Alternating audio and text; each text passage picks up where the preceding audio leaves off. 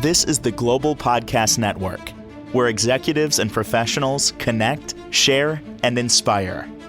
Stay tuned for the conversations that drive success.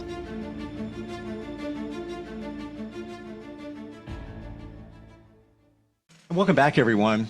You have to admit, in life, we do take things for granted. You know, sometimes we forget we're doing our day. We forget about those wonderful things around us. We forget about maybe expressing gratitude to others, even just silently to ourselves. One of the things that we really need to express gratitude toward is those involved in our healthcare system, those taking care of others.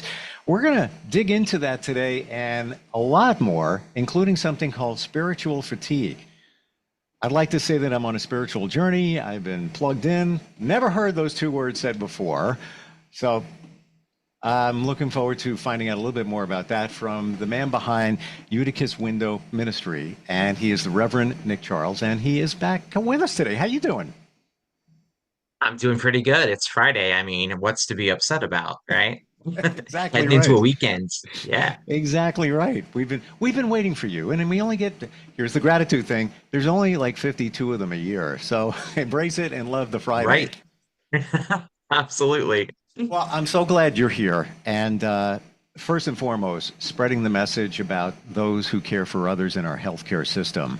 I often hear that especially nurses, just overworked, there's not enough.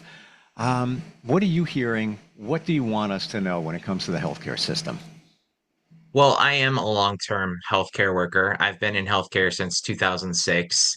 Apart from being an ordained minister, I'm a nationally registered sleep disorders technician. So yeah, kind of spirituality and healthcare, they hold hands in a lot of ways that maybe we don't always think about. But I know that for me, even after being raised around a spiritually infused, I had, it was always available to me throughout my childhood. And then as a working adult, as I got into neurodiagnostics and started to learn more about brainwave function and it became really hard to ever consider being an atheist, Steve, Mm, because there's so much that I felt like, as healthcare workers, we just have to accept by faith the way our bodies work, and we have to learn about those processes and be able to help people fix what's wrong with their bodies when they stop working the way that they should. And it all incorporates spirituality to some extent, whether you consider yourself a spiritual person or not. So when you talk about spiritual fatigue, I mean, our healthcare workers, since the COVID pandemic, especially, have been giving of themselves every single day and are a little run down at present.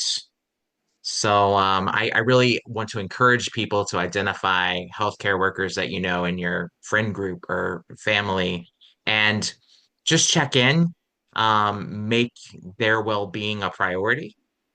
Because when we invest back in them, that ensures that they're strong enough to go on doing the jobs that we all need them to do. again, we take it for granted because we Yeah. just expect them, like the 911.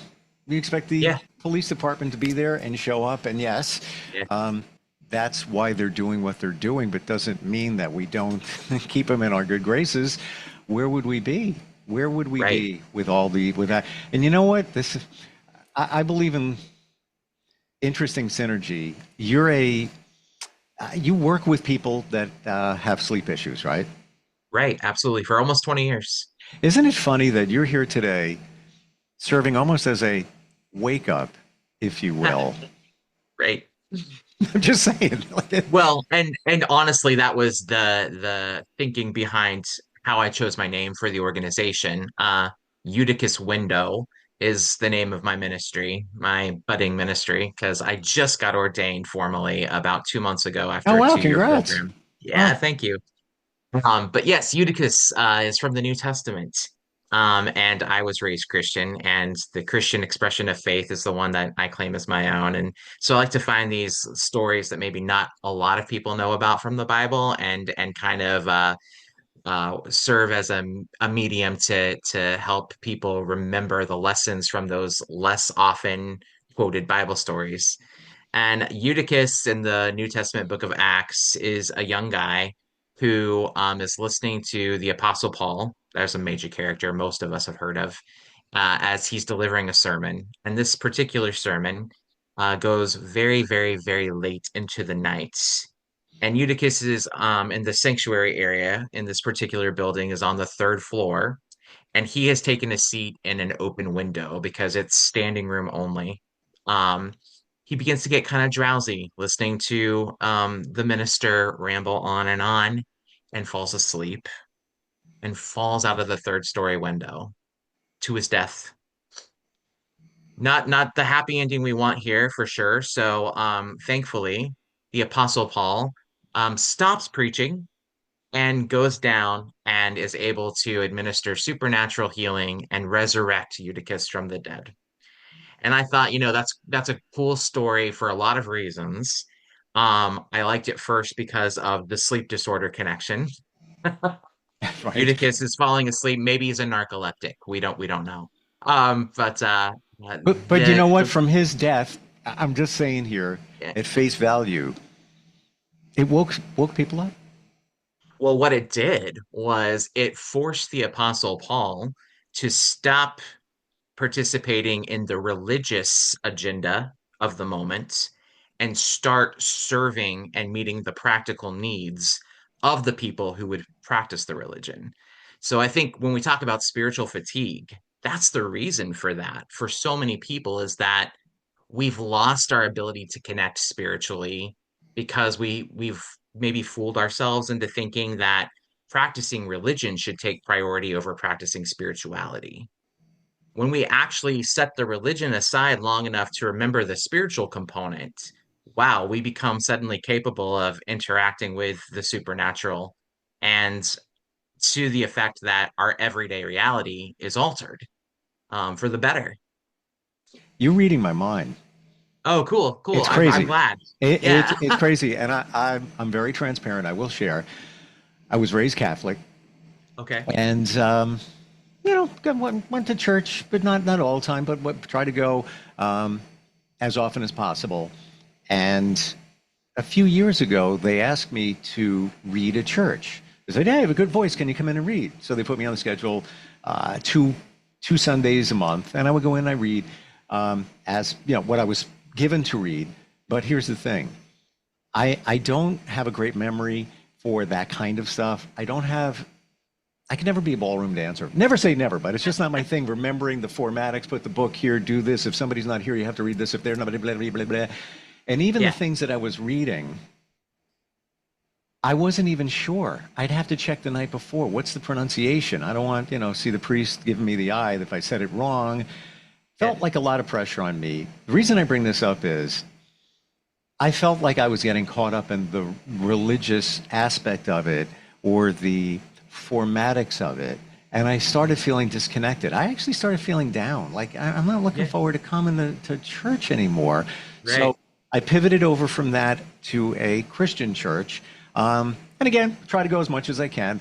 But it was different where I was going because I enjoy the music. I enjoy the message. I enjoy the community. I enjoy the positivity. I enjoy the connection.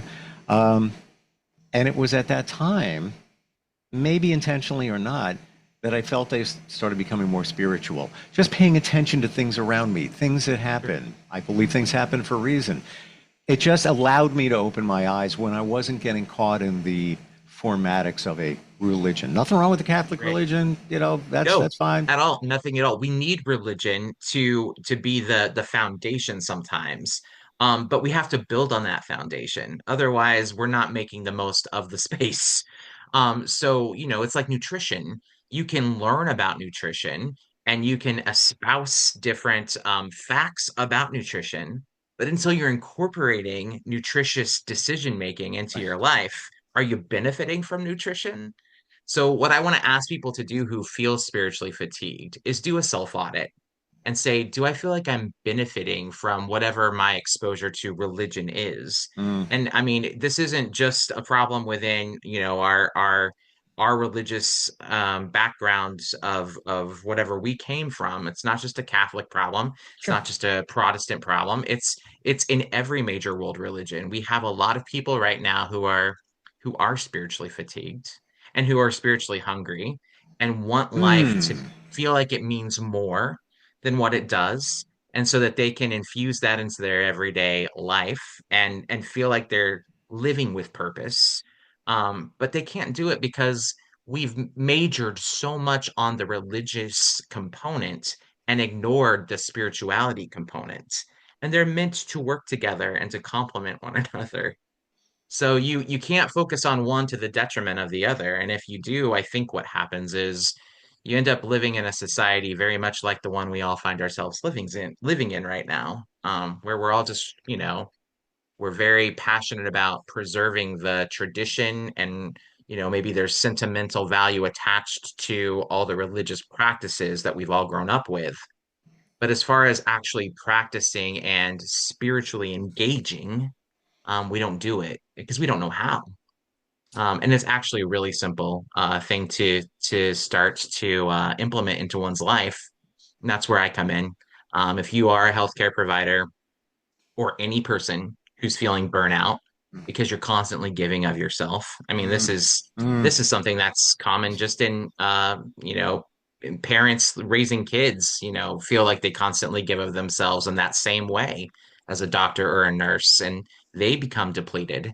We can all reconnect with something bigger than us that is capable of affirming us in our identity and also recharging us so that we have the energy to keep going on.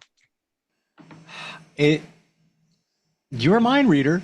Awesome. I'm on that page, and I think it's a dichotomy, a catch-22, because I believe, like you just said, that we're a little burned out in terms of maybe religion, and again, I'm not looking down on anything. I'm just looking at Mm-mm. things. But at the Yeah. same time, you said, and I totally agree, that people are hungry for spiritualism. They're looking for something. They don't know what it is, and they don't want a pill Yeah. from the doctor. They're looking Right. for something. And I also want to share with you, Mick, right, exactly what you said. A few years ago, I was connected to somebody, and she would have to, she's a nurse. She would have to take every third day off. And she would say, I don't know what it is. I'm drained. I'm so tired. I'm like, don't you realize that you're an empath? That you're taking Yeah. on all of that within their energy and you need to recover. She's, no, I'm not. No, I'm not. No, I'm not. And I also want to share, I'm transparent. Um, the, people are in your life for a reason or a season. And, Hmm. I supported her. She supported me. And I had radiation for skin cancer on my face. All gone. Okay. It worked. It was 3 years ago, exactly three Right. years ago. And I Yeah. remember her walking in the door one day and saying, "Oh my gosh, your face! It's like it's peeling. It's like melting off your. What is going on? Let me help you with that." Put gauze on, everything. She walked me through that journey. It was a very tough time in some other regards as well. But then I had that flash. Call it Mm. spiritual. She was in my life to get me through that. Yeah. She And see was. how she did it reflexively? Like, I mean, she didn't even stop to think. She Correct. just sprung into action. Correct. And that's what our healthcare workers have been trained to do, thank God. But when you constantly do that, you become so emptied that, I mean, there's very little you can take the supplements, you can adhere to the workout routine, you can do all the things. But unless there is some sort of a supernatural component that you're reliant on, you're never going to feel fully restored. And if you never feel fully restored, can you ever truly expect to be able to go on doing what you're doing with regards to caring for others? We all hit our limit eventually, and it's designed to be that way because there is something bigger than us that wants us to be reliant on it and its ability to pick up the slack for all of us. There's a hierarchy of things in nature. And as humans, sometimes we forget that we are not capable of doing as much as we would like to believe. Mm. We think we can just do it all. If you can dream it, you can do it. That's a powerful message, and one that resonates with a lot of us and inspires a lot of us. But dreams eventually run out of fuel, and we serve a God, I believe, and we're created and put here by a God who wants us to keep dream chasing and wants to power us in that endeavor. But it is going to require us to do something more than just practicing religion. It's going to require us to make it personal and Hmm. every day seek that source out and let it minister to us so that we can then minister to others in pursuit of those dreams. Let's go a little deep here. And this Oh, is okay. I'm on board. and this is about you. Okay. What do you say to somebody who says, I think I believe in a God. I want to Mhm. believe, but I'm not really Yeah. sure. Trying to figure it all out. And Yeah. that being said, how do you connect? How do you feel the presence thereof? Okay. So this is one of my favorite things to do with the type of person you've just described. Um, First of all, let me say, if you find yourself critically thinking about the existence or lack of existence of God, you are not a bad person. You are a reflective person, and that is Hmm. exactly the type of person God is looking for. So don't beat yourself up for asking questions ever.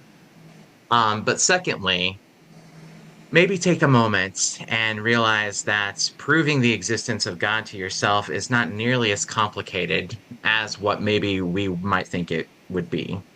I always tell people God is as close to you as the sound of your own breath. So if you can find a place to get quiet in those moments where you just feel overwhelmed with all those existential questions that all of us occasionally feel overwhelmed with, just find a quiet place to go with those questions and close your eyes and focus on the sound of your breathing Hmm. in and out. And the reason I tell people to do that is because if we had a sensitive enough microphone, Steve, we'd be able to hear that the sound of air filling our lungs actually is the same exact sound as the Hebrew word I. And when air leaves our lungs, it is by no coincidence the exact same sound as the pronunciation of the Hebrew word am. So every set of respirations that you take from birth until death, you're saying the same two-word affirmation over and over again from the beginning of your life to the end. I am. And it's no coincidence that I don't know if you've ever seen that movie they play every year around Easter time, the Ten Commandments. Moses, when he encounters God in the burning bush in that movie and in the Old Testament, he asks God, "What's your name, God? When I go and I'm supposed to address Pharaoh on behalf of the Jewish people, who am I supposed to tell Pharaoh has commissioned me to go and talk to him?" The burning bush replies that I am God and my name is I am. So the sound of our breathing, the thing that sustains us from day to day, is the name of God being voiced and vocalized by our physiological, the thing that is physiologically responsible for keeping us alive. If you think about things like that long enough, like I say, it does become rather difficult to consider oneself an atheist. Well, even those two words, and you can ask coaches, counselors, spiritual people. Those are probably one of the most powerful two words you can ever say. I am, Yeah, because it's a yeah, definitive statement and it yeah. reveals you. Right.